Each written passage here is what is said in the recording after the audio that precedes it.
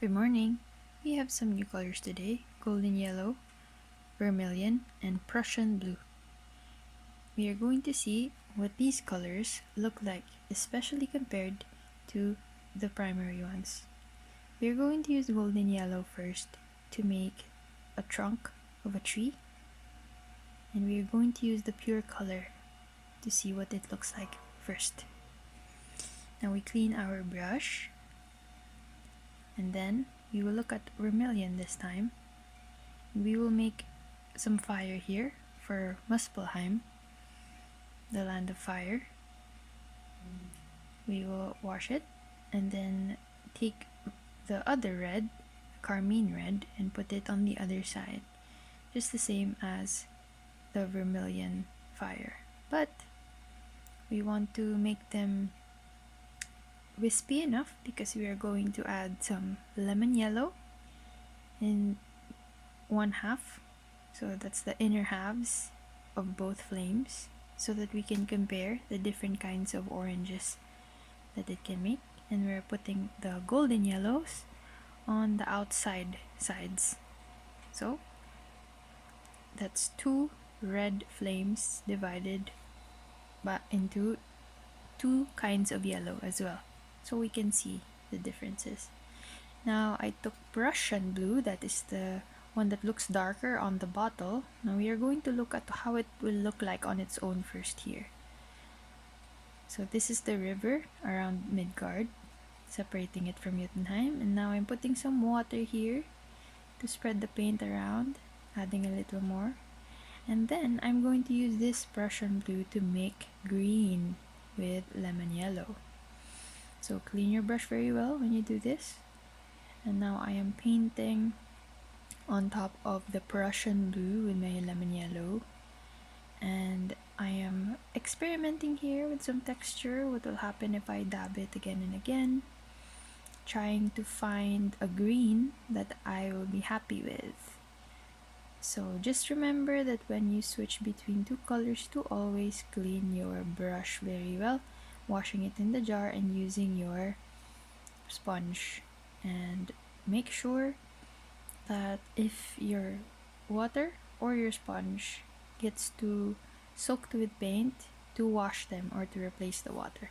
Alright, so I'm just doing it quickly here to show you. I am adding vermilion roots under the tree to see what vermilion looks like on its own again.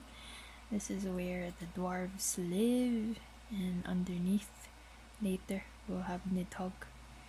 Now I'm adding the older blue, ultramarine blue, it's the older one that looks lighter on the bottle, and making some icy mountains for Jotunheim or Niflheim, the coldest part of this world. It's far, far, far from Yggdrasil.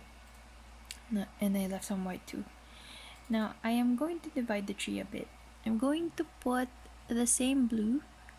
I'm going to put the two different kinds of blue on either side. I put Prussian here on the right, the darker one, and then I put ultramarine on the other side earlier, and now I'm putting vermilion on top. So what I'm doing here really is just layering the different kinds of reds and blues on the golden yellow to see what kind of browns we can make. So again, I'll repeat, on the right side is the Prussian and the vermilion. Those are the new reds and blues, and on the other side are the old ones, the carmine and ultramarine. Now I'm just blending it. Feel free to add more gold as well here to make a very interesting brown. Now on the left side of the tree, I'm going to use both blues. First, this ultramarine on the left, and then I'm going to use the Prussian on the right as a base for the green that I will be using for the what we can call the Asgard part. So you can see now that they're beside each other, how different they are. And now I'm adding some golden yellow between the branches to blend it with the blues to see what kind of green will it look like. right? So it will look differently here on film, but I want you to observe it while you're doing it. So I put golden yellow on the bottom leaves and lemon yellow on the top leaves to see what different kinds of green will appear here. Now I added more Prussian blue on the Prussian blue side, keep blending it with the yellows here. Feel free to experiment as long as you always clean your brush very well so that you don't dirty the paint bottles, paint jars. Now I'm adding some red. Which red? The new red, vermilion red, that looks a bit like orange here, and the Prussian blue. And now the old red, the carmine red, and then the old blue. So I just made two kinds of purples. The right side is the new red and blue, and the left side is the old red and blue. That's all you need to remember.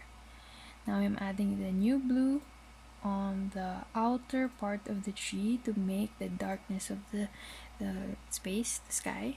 Okay, so this is the night sky, and using Prussian blue, and I'm letting it be darker than how I've been using it so far because it's the void of the universe.